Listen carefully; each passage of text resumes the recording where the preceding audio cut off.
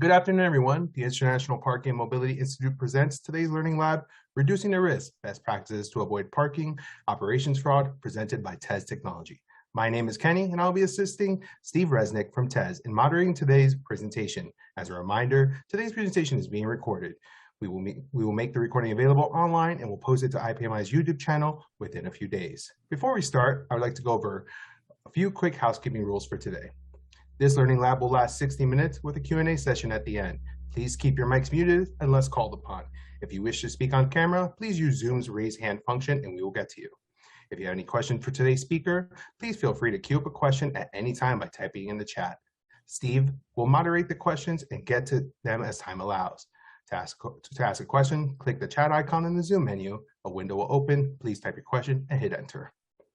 It is now my pleasure to introduce our speaker, Catherine Beatty, Vice President of Implementation, TES Technology. Catherine Beatty serves as Vice President of Implementation for TES Technology. Catherine is responsible for managing a team of relationship-oriented parking specialists who coordinate service, delivery, and operations for our new onboarding clients. Catherine has over 25 years of experience in the parking industry. She has managed a multitude of tasks within the industry, including operations management, accounting, auditing, compliance, and utilization analysis. She has supervised multi-million-dollar operating budgets, producing a vast array of reports and information that focus on dashboard data from various sources that are relevant to a given operation. Catherine has her master's in business administration from Regis University and did her undergraduate work at the University of South Florida. In addition, she's a certified fraud examiner from the Association of Certified Fraud Examiners. In her personal time, Catherine and her husband run a raptor rescue center from their home in Tennessee. Now I'm going to turn the audience over to our presenter. Catherine, the audience is all yours. Thank you, Kenny. Next time I'll make a shorter bio. Welcome, everybody. I hope you are looking forward to this as much as I love to talk about it, because fraud is a passion of mine. So I'm going to jump right into it. As soon as I get my cursor to work. There we go. All right. So basically, what do we talk about when we talk about fraud? In our industry, there's basically three types of fraud. There's your basic corruption, which is, bribery, paying people off. There's asset misappropriation. This is when people steal office supplies, or let's say you buy a lawnmower to do landscaping on your parking lot, and somehow one of your maintenance guys has that at his house. That would be, kind of the asset misappropriation method. And then there's the financial statement fraud, which is basically doctoring your financial statements that are provided to your clients or to your boards or to whatever trusted individuals would be looking at those statements. All right, so some basic fraud stats. And again, I might sound like a pessimist on this session just because I've been dealing with this for so long, but to give you an idea of stats, this is just from years of experience, and I could back up a lot of these stats from personal experience. So it's going to seem very negative. Not everybody's going to commit fraud, and not everybody's a thief or a bad person, but statistically, it's represented in the numbers. So 75% of employees have admitted to at one point in their life stealing from a current employer or a previous employer. 37.5% of employees admit that they've stolen more than once. And then 25 to 40% of all employees steal from their employer on an ongoing basis. And that accounts for about 5% of your overall revenue loss outside of your normal shrinkage that can occur within your revenue losses. Actual fraud can account for 5% of that actual loss. So does the size of an organization really matter? And the answer is not really. So if you have less than 100 employees, that accounts for 11% of the fraud that was reported in 2018, 2019. So 11% of it was attributed to organizations that had employees less than 100 people. 22% of the reported fraud cases were companies that were from 100 to 1,000 employees.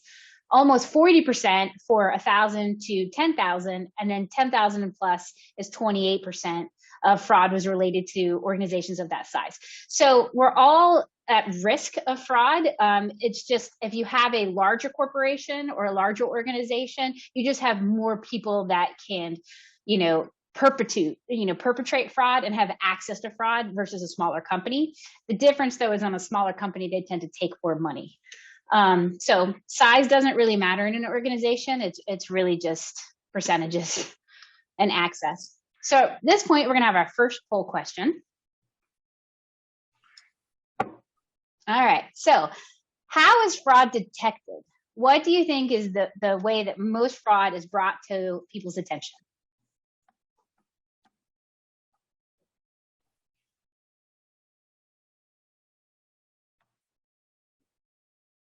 Wow, it's fun to watch that go. All right, so we're almost all there.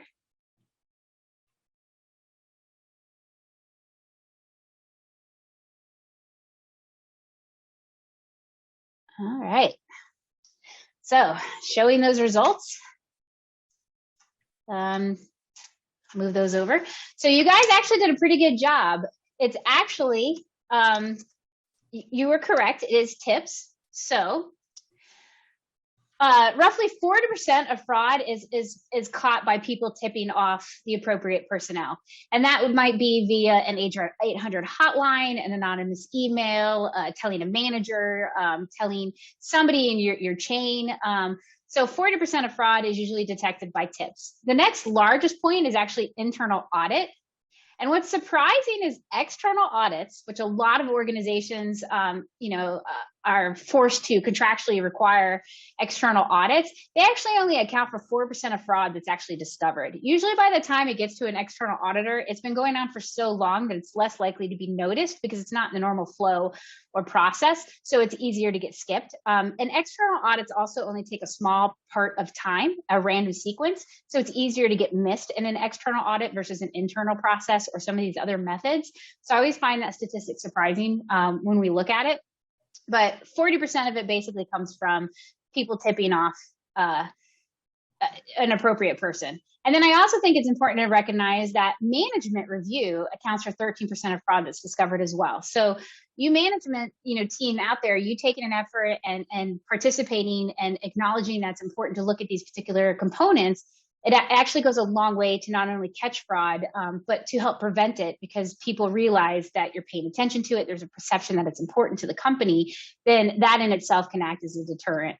What's also interesting is that out of the fraud that's detected, that 40% by tips, that basically those frauds that are occurring that have been tipped off went on for an average of 18 months, and they accounted for over $126,000 in reported loss. Okay, so for internal audit, most of those frauds will go on for about 12 months before they're noticed, to the tune of about 108,000. And then what the managers discover usually goes on for about 14 months, and it's about 110,000. Ironically, when an external audit does find fraud, it's actually the fraud that's probably been going on the longest, other than when it's accidentally discovered. In those particular cases, the fraud can go on for 23 months or greater and can account for over $250,000 in loss per case. So it's very interesting that if you are one that catches it externally, chances are that one has gone back a lot longer. And you want to be cognizant of that's a fraud that's probably been perpetuating for an extensive amount of time. Okay, so our second poll question. Who reports fraud?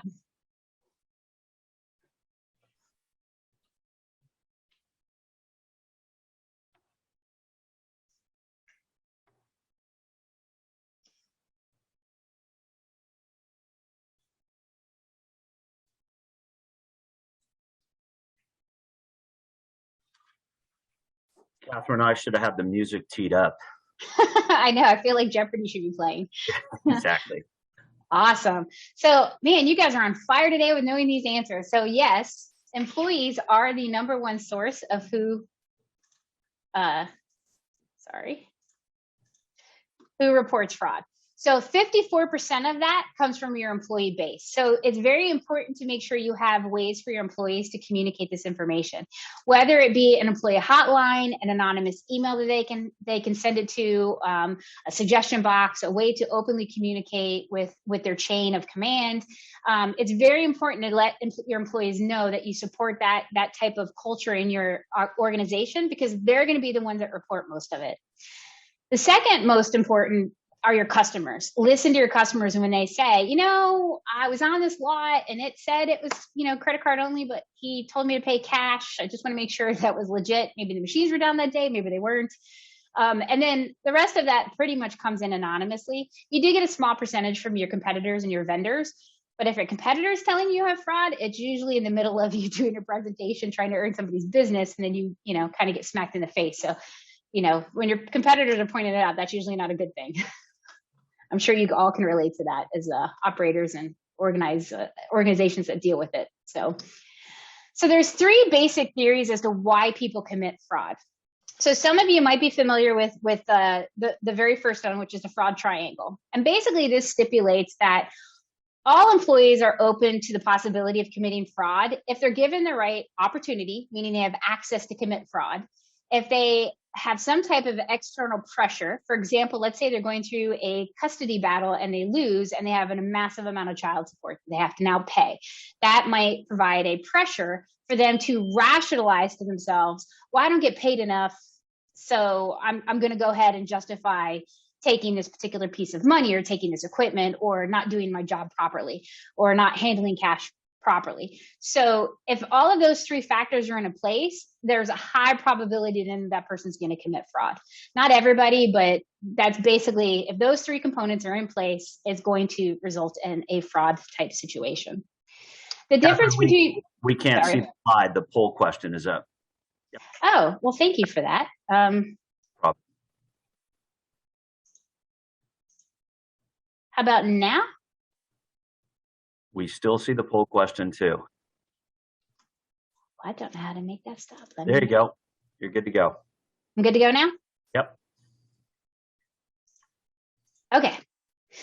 All right. So the difference between the fraud triangle and the fraud diamond is basically the capability to steal is the only different. It's the same thing. If there's opportunity, rationalization, and incentive or pressure to steal, the other component is, do they have the capability of it? Do they have access to it?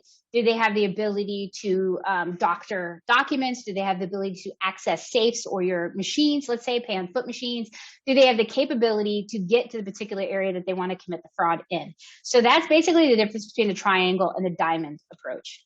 The last approach is the 80-10, 10-80-10 rule. And basically this says that 10% of your employees are 100% ethical. They're never going to steal from you ever. They're just, salt of the earth, good, honest people that aren't going to be tempted. Then there's 10% of your population that they're going to steal. They don't need rationalization. They don't need a reason. They're just like, the sun's up today. I'm going to go ahead and steal a Coke out of this machine, or whatever the case may be. And then you have about 80% of your staff that is situational based, meaning given the right circumstances or opportunity, and it doesn't necessarily mean that all three factors have to be in place, but given certain parameters, they may convince themselves into making a fraud type escalation into doing something. For example, the most common thing is it starts off very small, like, oh, I don't get paid till Friday. I'm hungry. I'm going to take $5 out of my till and go to McDonald's. And then I'm going to pay it back at the end of the week out of my pay when they tell me I have a shortage, and then they don't catch it. And then that escalates them further. And then it becomes a situation there where it becomes unethical. So that's kind of the difference between the 10, 80, and 10 rule. All right. So most internal fraud is actually committed by long tenured staff. And it's more older and more educated staff that actually are at high risk for more fraudulent activity. All of your employees are open to fraud if given the right circumstances and opportunity. However, the majority of the fraud that is committed is done by your managers and supervisors, and they account for about $130,000 a year in fraud. And then your executives, they can steal up to $500,000 is the average of what an executive can get away with. And that's usually because they just have more access to a larger amount of money or opportunity versus your line employees and your cashiers. The reason they're at a limited of $75,000 is because they usually have less access or less capability to get in and take large sums of money or large assets off your property without you knowing. So that's why you have such a large disparity between line employees versus managers and executives. And it's also important to know that 95% of the people that have committed fraud and are reported in these fraud cases did not have any criminal convictions or fraud in their background prior to these frauds occurring. So it's not something you can really test for in your pre-screening employment process. So it's something to be aware of. Because again, it's usually situationally based and they're not coming into your organization from the beginning to perpetrate fraud. All right, so red flags to look for. This is the very first one I saw when I was in my 20s and couldn't even drink. The very first person I busted for stealing was actually this particular red flag, is living beyond their means.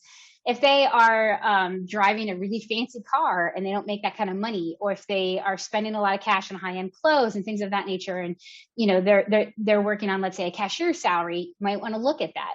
You want to look at financial difficulties. I see a lot of fraud that's perpetrated from pressure of divorce and child dispute custodies, or having to take care of a sick parent.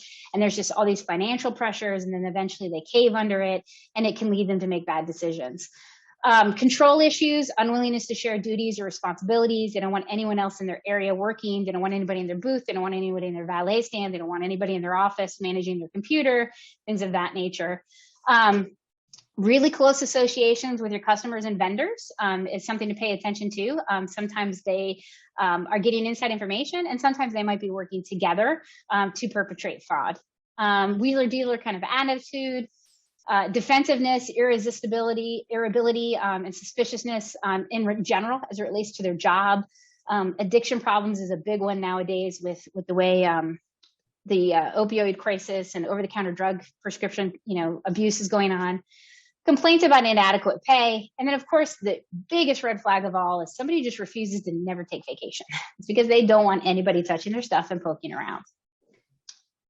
Now, weaknesses that contribute to fraud. We are all guilty of this, so it's very important that we focus on these things. Lack of internal controls. There's been plenty of times where there's been internal controls in place and they're just not being followed. But there's also times where there's no controls in place. There's no policies to protect yourself. So make sure you have internal controls in place. Then you want to make sure you're not overriding those existing controls or ignoring them. Like if you get an alarm and it goes off, like a lot of our equipment nowadays will notify you when there's for example, if a valet key doesn't get checked in properly, it'll send you a notification and tell you, hey, you might have a missing key or somebody didn't do something. If you choose to just override it and ignore it, then what's the point of having those protocols? So don't override your existing controls. Lack of management oversight. I know we are all very busy, and especially since the COVID, we are all working multiple jobs due to staffing shortages and stuff. So it's easy to lose track of focusing on these things. But as a management team, you have to remember to review your processes and look at the audit reports that are coming through, your red flag reports that are coming through, your warnings. Look at all of these things, even if it's on a weekly or monthly basis. Just don't ignore them. Make sure that you have a good tone from the top down, pour support from your upper management, and then it should trickle down. If that doesn't happen and that's not within the culture of your organization, then if they're not taking it serious, then why should you take it serious? And why should they take it serious? So, and then again, lack of competent personnel and roles and an oversight. I would say 90% of the time when I would come in and do an audit in parking operations, a lot of the time it wasn't that fraud was occurring, it was that you were at high risk to have fraud occur. And it was due to lack of training, lack of support, lack of knowledge. And a lot of it comes down to is if somebody doesn't understand why they're doing something and somebody can't explain that to them, they will just stop doing it.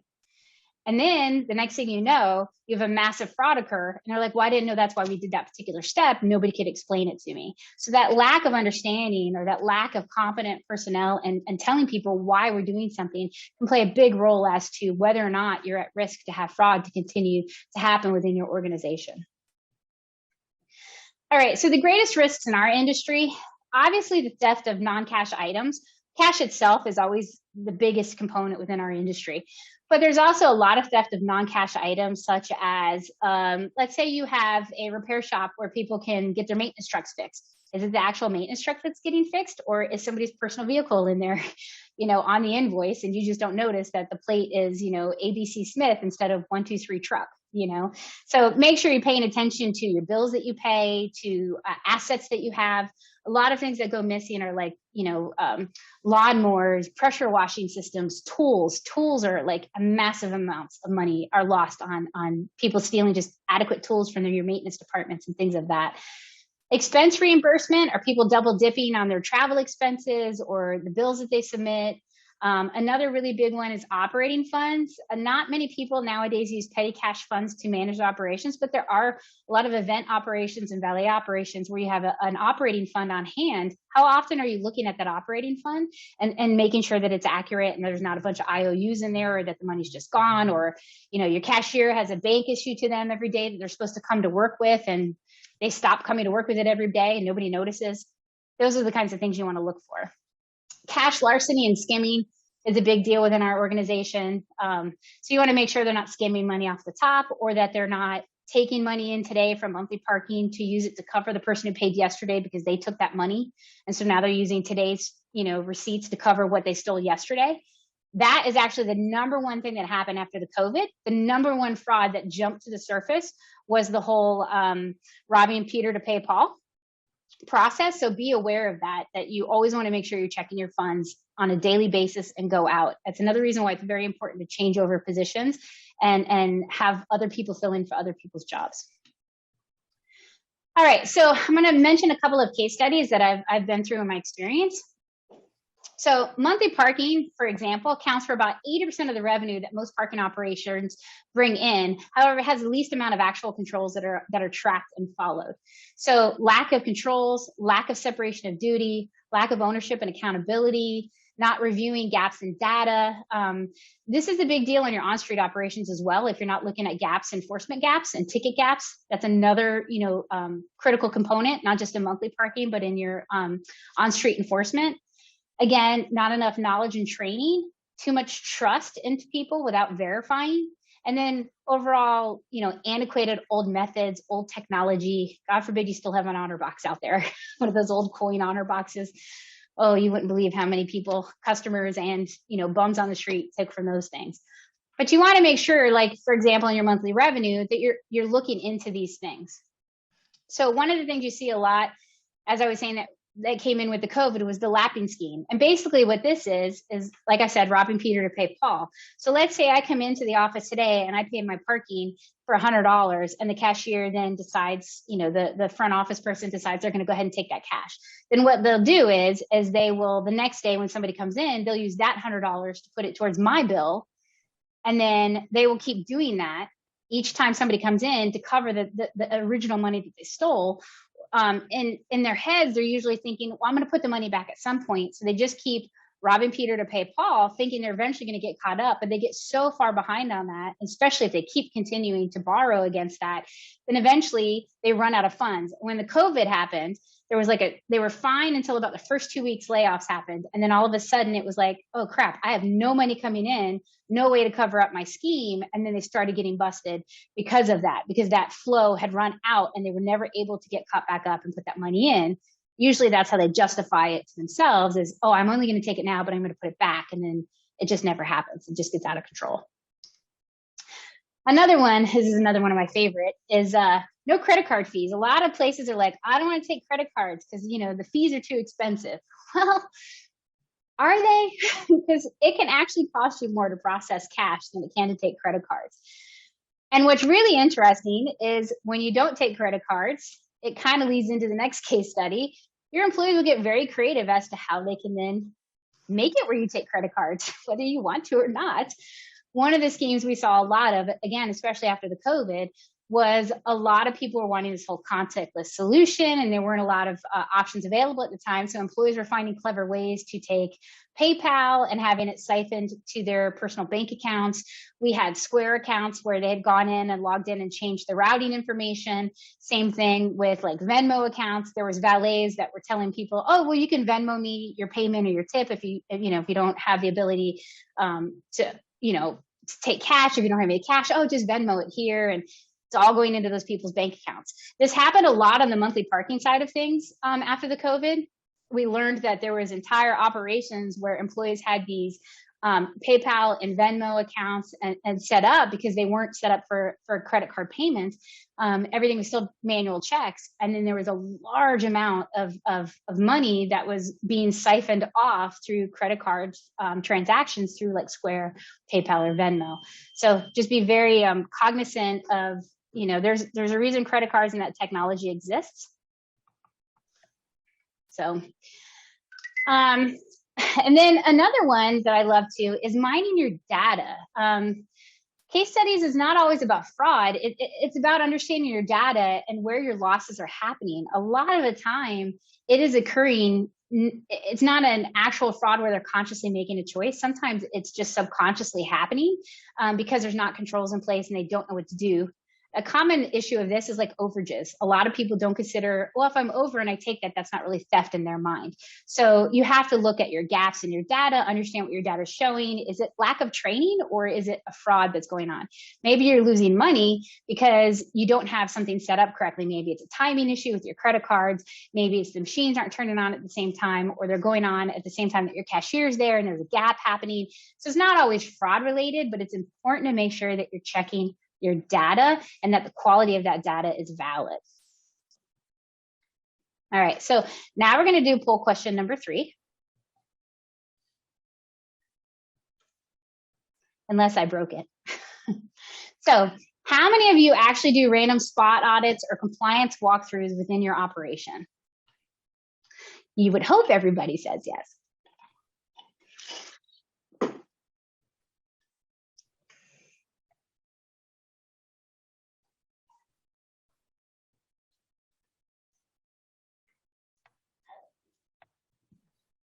Again, you guys are knocking it out of the park. So this is great. I'm glad to see that, basically 82% of you are doing this. It's extremely important. It's one of the easiest and most productive way to prevent fraud within your organization. So I'm going to go ahead and stop sharing this. All right. Can everybody see my screen before I move on? We can. Okay. All right. So one of the things I get asked a lot is, how do you go about creating an internal process to control your operation and to mitigate your risk for fraud? And the easiest way to do that is to create a fraud book. So when I was with some large parking operators out there, I created an entire internal fraud process. And I never treated it like fraud and internal affairs. I always treated it as a compliance review.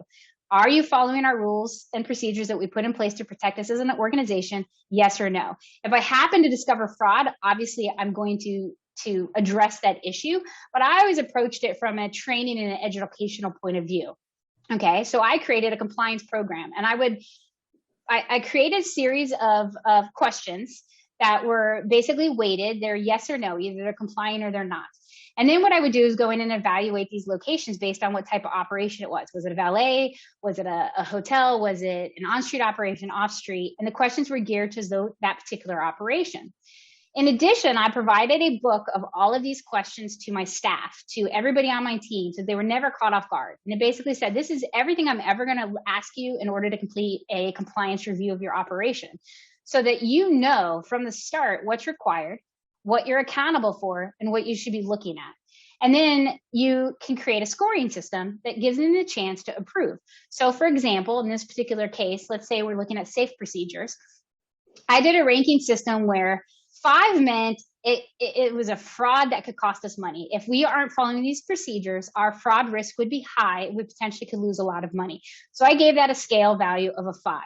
If it was something that affected the operation, and maybe it was a minor thing, it could still potentially, lead to fraud or help us catch fraud, but as more of an operational component, I gave it a 3. And if it was, let's just say, company policy, like for example, did your employees show up in uniform every day? That's still a compliance issue. So I would give that a 1. So if it didn't really result in fraud, but it left a bad, let's say, customer experience as to how they looked at us as an organization, then I would give that a 1. If it affected operations, I gave it a 3. And if it affected our actual ability to put money in the bank, I gave it a 5. And then you would answer these questions, yes or no. For example, are you using safes at your location? Are you using drop bags that are only able to be sealed once? Is there a chain of custody process in place from when that money or that cashier drop, from the time it goes to the cashier to the time it ends up in the bank? Is there a chain of custody that you can follow so that at any point during that chain, if it goes missing, do you know who to hold accountable? And then based on those questions, they would get a score.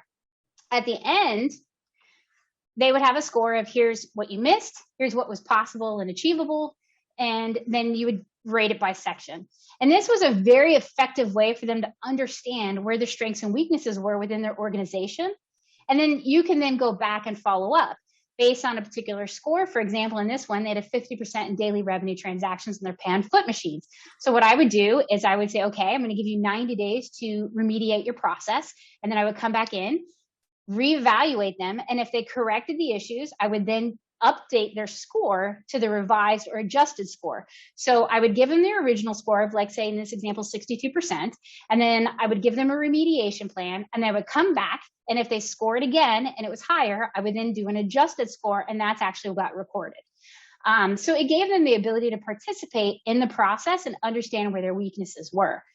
And then I would provide them with a remediation plan. So I would give them a step-by-step, like, here's the potential risk as to why this is important. Okay. So for example, money goes unaccounted for. We're not sure who's responsible. So if you don't have a good chain of custody, that's the risk.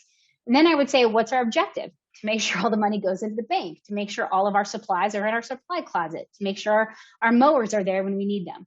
Then I would describe the findings of what I found and what my recommendations were to fix it.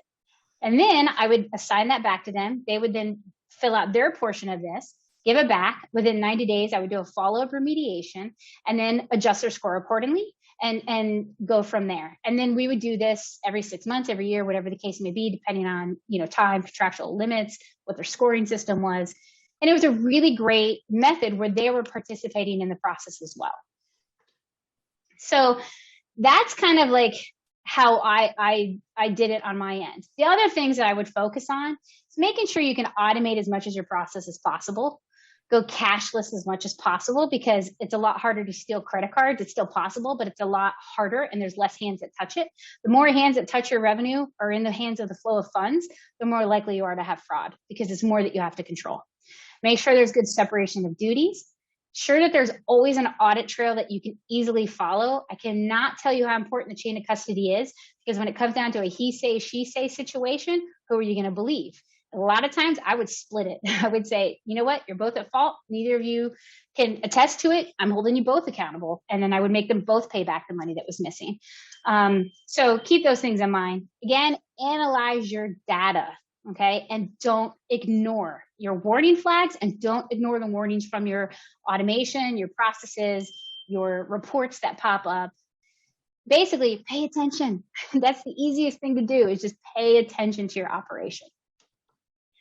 So that's kind of like fraud in a nutshell, but I wanted to give you guys lots of time to ask questions, because this can usually be a really open topic. A lot of people have questions about fraud. So at this time, I'm going to open it up to questions and comments. And so, Catherine, I'll just jump in. We've got a lot of people that run university programs, public sector parking programs. I see operators, I see other consultants on the call, and so it's great to have this group. I see a number of caps here. I'm not seeing a lot of questions. I think obviously the value you've demonstrated to going cashless is very important as much as possible. And there's some fundamentals that you've highlighted here today that I think, really you can check those boxes and kind of close the windows of opportunity very quickly on some pretty blatant situations that may not seem quite obvious until you drill down into what you just reviewed. yes. I would also point out too that a lot of times the fraud is not also just about looking at your own employees. It's also looking about how your customers are cheating your system as well, or how your vendors might be cheating your system. For example, nowadays, phishing is a big deal. I recently had a case where somebody was paying a painter $40,000 for their services, and a hacker had gotten a hold of that email and spoofed it, and then asked for us to update their banking information. And instead of it sending that $40,000 to the vendor, we actually send it to a fraudster. And then the vendor never got their money. And then it's like, you're in a bad situation. Like, whose problem is that? Is it theirs or is it ours? And, so it's not just about fraud within your employees. It's also about fraud from your customers, your vendors, people, that can get to you through phishing campaigns and things of that nature. It's an all-encompassing approach to your operation. Yep. And we've got our first question from Cap Moreland. So if you're a middle manager, how do you start an audit process compliance review? Oh, it's an excellent question. Start within what you're in charge of. Start looking at your operation and look for loopholes of how you think your system can be built, and start building those questions to say, okay, how can somebody, cheat my system? For example, do you have counters? Are you tracking those counters? If not, find a way to start tracking them.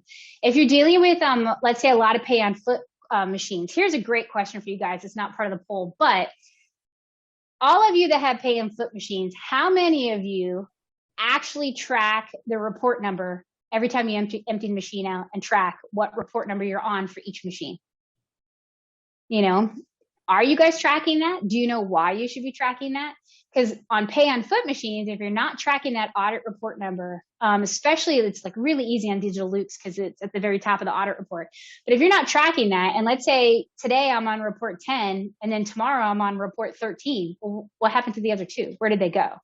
A lot of people don't realize that if you're not tracking those numbers, somebody can go in your machine, empty it out, zero it out, never turn in that canister. And if you have 300 pay on foot machines in your operation, you're not going to notice one or two of them missing. Okay. So start by looking at those types of things. Are you tracking? How would you know if one of your audit machines was emptied and the audit report wasn't turned in? How would you know if your cashier's money didn't get it to the bank? How would you know who to look at? Where was the flaw in the process? So start asking yourself those kinds of questions and build that type of process in place, and then just follow it through in your own department, what you can control, and then expand it out from there as needed. I guess I would ask, because I don't see any additional questions at the moment, does anybody have any sort of fraud fun facts to share from their own programs or things they've experienced where they might be able to share some wisdom with the group? Don't everybody raise your hand at once. Hey, this is Dennis Johnston with Reef Parking. I'm glad I took time to be part of this conversation. And Catherine makes a really good point, is you have to really look at everything and who your partners are. I had an instance in Memphis at the First Parking Place garage on 2nd Street there, where we had partnered with a valet. And according to the reports that I billed them from, they had some really quick drivers. So what my girl that was working during that shift, she had a habit of taking the same break every night. And when she'd come back, she'd say, hey, I see this guy letting people out and taking money. And so I started running those reports, and really the valet was hurting himself by not watching his folks. And looking at the reports that I did, I said, I know you guys are fast, but they're not that fast. So, and one, I told the attendant, I said, let's mix our breaks up, because they know you're gone from this time to this time. I said, you're always going to get your breaks, but just don't make it the same time every night.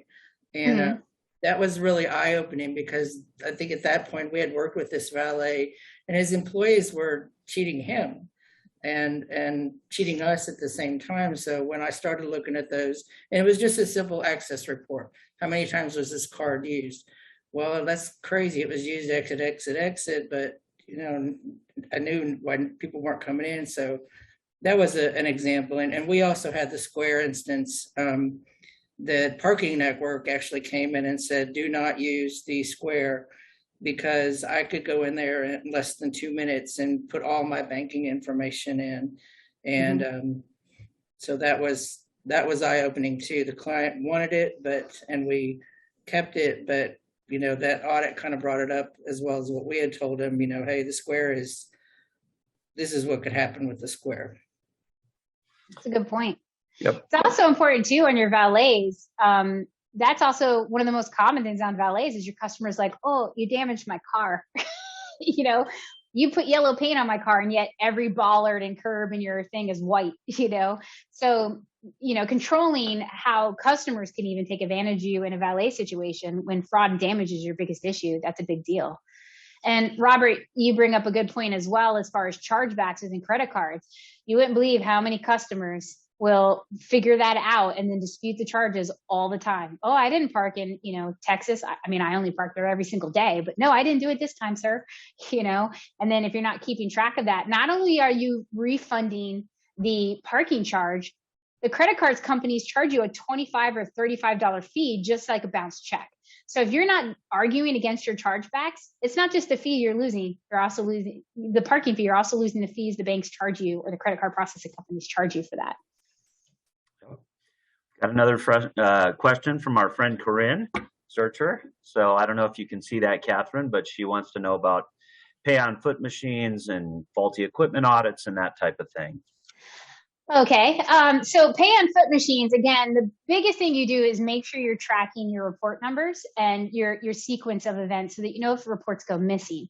If you have faulty equipment, one of the things is to make sure that your keys on your vault and the keys that your maintenance guy used to empty, to access and fix the equipment are not the same.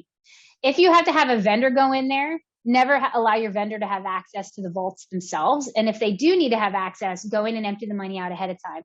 I did have a case where our actual equipment vendor was going in outside of the operation and opening the equipment and stealing out the money and then sealing it back up and resetting it because he had his own set of keys. So it's very important to control your access to the vaults within the machines. Just because your maintenance guy needs access to deal with jams or ticket jams, paper refills, things of that nature, general preventative maintenance, make sure they can't access the vault. If they do need to get into the vault, always make sure it's a two-person job. Make sure it's not always the same two people.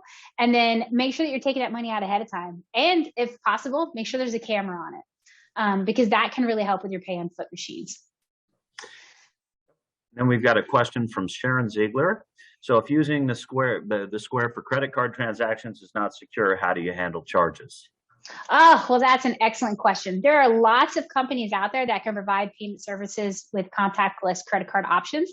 So it depends on what technology and software you're using as to how you can process credit cards. Square is probably the least secure method that you can use. So at the very least, get with a credit card processor that has a terminal or a card present method, or if you're using a card not present, make sure it's the customer entering that information and not your staff.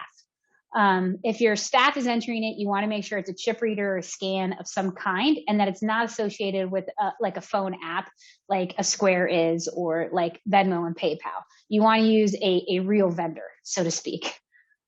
Yep. And Jose, I don't see your last name, but you made a comment on mystery shoppers being a useful approach. And I'll tell you, through my years on the operating side of the business, my mother was my best mystery shopper because she'd tell me everything I needed to know about XYZ location, what was right, what was wrong, et cetera, et cetera. But it's a really good point. Catherine, any comments on that? Yes, I loved mystery shoppers. What's really funny is there's this mystery shopper company. If you guys ever want to know it, message me on the side. I'd be happy to share the information. But he actually came from the parking industry and he embedded camera systems that could be easily put into your on-street machines, or he would actually have his mystery shoppers wear hidden cameras so that you could actually see the process. And what's really funny is when he was doing a demo to show me his program, he was like, oh, here's a mystery shopper we did. You guys passed with flying colors. And while he's doing the demo, I was like, wait a minute, back up. And I'm like, you guys didn't notice that right there? And he's like, what? I'm like, yeah, this is a credit card only. And that guy took cash and used his access card to let the guy out. And he's like, oh my God, I didn't even notice that. And so we ended up in the presentation, he ended up catching somebody without even realizing he caught somebody. But what's really great too about mystery shopper programs, especially with technology now, with being able to use camera systems on street, is one of your hardest ones to mystery shop is when people are stealing your canisters and when you're picking up the machines from your on-street operations. So I highly recommend the mystery shopping programs for your on-street operations. And if you can do one where they can add cameras into your vehicles and stuff, you would not believe what you see go on in those vehicles when they think nobody's watching. Or if you're following them through like somebody who has a camera system, it's a really great way to catch what's going on behind your operation. Yep. I don't see any more questions at the moment. Catherine, one question, just by product type or real estate asset relating to parking, is there an asset type that is more prone to instances of fraud, say Class A office buildings versus airports or surface lots, valet operations? Where did you see it most in your experience? It's an excellent question. And this will actually tie into one that did come through is, honestly, special event operations, especially in municipalities or private lots that have a lot of event-driven opportunity, the largest amount of money that can be taken usually is from events. So if you think about it, let's say you're hosting a football game. You're going to bring in 30, 40, $50,000 in cash in a single event. And that's not including your credit cards. That's just straight cash. If you don't have a separation in duties in place when it comes to your event revenue and a checks and balance system in place, a good portion of that is going to walk out the door. The most fraud, as far as the amount of money that's taken that I've seen in my 20 years experience, the largest amount has almost always come from special event type driven operations. And it's because you have such a large amount coming in that you could siphon off $5,000, $10,000 and not notice it. For example, the largest theft I've ever uncovered was roughly about $500,000 that somebody had taken. They were averaging $30,000 a month out of the event revenue that was in this major municipal operation. And because there was no separation of duties, the person who was taking the money was processing the cash in the office and then taking it to the bank, and that same person was controlling the financial statement. They had a set of books that was going to the corporate office, and they had a set of books that was going to the client's office. It was discovered in an audit that person then lied and said the auditor lost the information. It got into a discussion. It was proven that that was not the case. The city ended up bouncing a check because they did not have the funds there that they thought they had, because their book showed one number and the reality showed another. If they had at any point been paying attention to their controls that were in place, they were just ignoring at the time. They had every control in place along the way to catch it at any one point. If any one person within that separation of duty had taken the time to acknowledge their portion of the job, it would have gotten notice on day one. What was interesting is when they first took the 30,000, it was a legitimate mistake that did not get noticed. And when that person realized it didn't get noticed, they started playing and finagling with the process to the point to $30,000 a month. So separation of duty is one of the most important things that you can do. Okay. Make sure the person who's counting your money is not the same person who's bringing it to the bank, and that neither of those people are the ones that are doing the report. It is key. And especially if you have a large cash operation. For example, I have one client that I'm working with on a case study, and I was shocked that 50% of his revenue coming in is still cash driven. He's in a particular area that, for whatever reason, will not adopt credit card processing. His customer base just will not embrace it. So he is at a much higher exposure for fraud because of that. And he's had multiple fraud cases throughout the year because he's an event-driven city.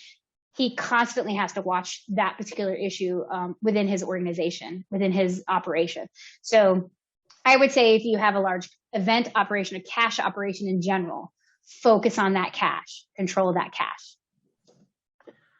Yep, I think that's a great point, and I'll tell you, I mean, it's disheartening and it's disconcerting, but it's part of the landscape. And I learned kind of a hard lesson early on in my career when I was a facility manager, and we had these beach parking operations, and lo and behold, the person who showed up every day on time, best employee, customers liked him the most. I mean, just checked every single box. You know, we caught him, and it was really kind of eye-opening for me. And I discovered a side of the parking business I really wasn't anticipating necessarily at that time. I was new to the game. So, you know, just keep an eye on everybody, right? I mean, you don't know what to look for around the corner, but when you're least expecting it, it can be going on. Do we have other questions from the group? I've got some friends I see out there, and I know they don't want me to call on them. Yeah, I'm going to give a shout out to Larry. Hey, Larry, it's good to see you on here. Larry, I would also fraud stories. I would also tell you to add on to what Steve said. In all my years of doing this, and again, I have been catching fraud in parking operations since I was 20 years old. God, that makes me sound old. But a lot of times I get accused of being a cynic, but the employees that you trust the most that you would never suspect would take are the ones that take the most, because you like them so much. You're not going to look at them. You're not going to question. You're not going to put them in the normal flow that you would some of your more disgruntled or more, let's say, lazy employees, and they actually do the most damage. I one time had this operator, this VP, who bet me $1 million. He's like, "There's something going on in this operation. I'll bet you $1 million it's not this person." It turned out to be that person. So just be cognizant that just because you have somebody who's a hard worker, it doesn't mean they're not a hard worker. It doesn't mean they're not an amazing person. And not everybody's like this. But you want to look at those people just as much as you look at everybody else, because the bulk of the damage, the massive, large amounts of damage, not your small, hey, I took enough to get McDonald's, the kind that took enough to buy a house, okay? Those are going to be your best employees. So don't forget that plays a factor into it. Catherine, I believe Brett had a question he wanted to ask live. Yes, go for it. Well, it wasn't so much a question as a anecdote. I always remember the saying when I started was parking will make an honest person a thief.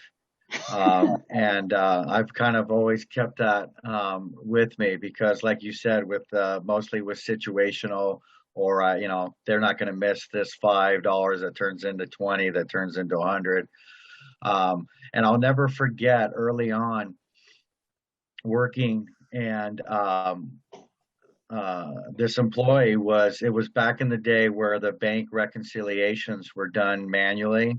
Mm-hmm. And the reports would come not, you know, it wasn't instantaneous like it is now. It'd be like, you know, the controller's responsibility. And so there was always a lapse in that, you know, sometimes it's a week, maybe it was longer. And this employee, and this is back in the 90s, so it was a significant amount of money. I want to say it was like $30,000. This guy was straight out just not depositing his daily cash. And I'll never forget going to court and seeing my ex-employee in an orange jumpsuit and shackles. Yeah. And that stuck with me forever. I mean, that was just a visual that you don't soon forget. And you know what, Brett, that's a very good point. And I'm glad you mentioned this, because one of the things we as an industry are not aggressive enough on, in my opinion, is prosecute, file charges. Everyone's like, no, I don't want my competitors to know it. It happens to us all. Okay. No operator out there is void from having these issues in their background. Okay. So if you show that you aggressively go after it and you aggressively combat it, that's what helps prevent it, is people knowing that it could cost me my job, but it could also cost me my freedom. Prosecute, call the police, file charges. Even if nothing comes of it, at least get it on the record. And there was one more question. Can you give a plug to the bird rescue? Did I hear this correctly? Yes. My husband and I rescue raptors, which are basically birds of prey. So my husband and I, on our spare time, we have a rescue hospital in our home, and we work on owls, hawks, eagles, vultures. So if they're orphaned in the wild, if they're hit by a car, if they get injured for some reason, bit by a squirrel and their leg gets infected and they can't hunt, people contact us. Usually it's the local wildlife enforcement officers, but also local people will Google our website. And then my husband and I will go pick up the birds and we will rehab them. And if possible, we release them back into the wild. If not, we find education homes for them so that they can still have a long and healthy life if possible. So we do that out of our home. It's a very, very big passion of ours. Yep. And it is an impressive operation. And so we have just a few minutes left here. I don't know, Kenny, if you want to wrap early, but I will say, Catherine, I don't want to, overstate things, but she is available. If you've got individual questions, you want to contact her after the presentation, she can be reached, and just as a subject matter expert, loves to contribute her time to the industry and, really help out. And she's clearly got an incredible level of expertise and wisdom in the field of audits. Yes, we will be sending out Catherine's contact information with the YouTube link to this learning lab in a couple of days. If nobody has any other questions, I'll hand it off to Catherine for any closing statements. No, just that if you ever need anything, by all means, reach out to me. I'm happy to share. This is a particular passion of mine. It has nothing to do with my job, as it relates to TES. It's just something I'm extremely passionate about within our industry. So I'm happy to help you guys out with any questions or concerns you have. Definitely, message me and we'll do what we can to help you get going if you have any questions or concerns. Great. Thank you so much. And thank you, Steve, for moderating today. Yep. We'd like to thank everybody for joining us today. We hope to see you at the next IPMI Learning Lab. Everybody, have a great day. Thanks. Goodbye.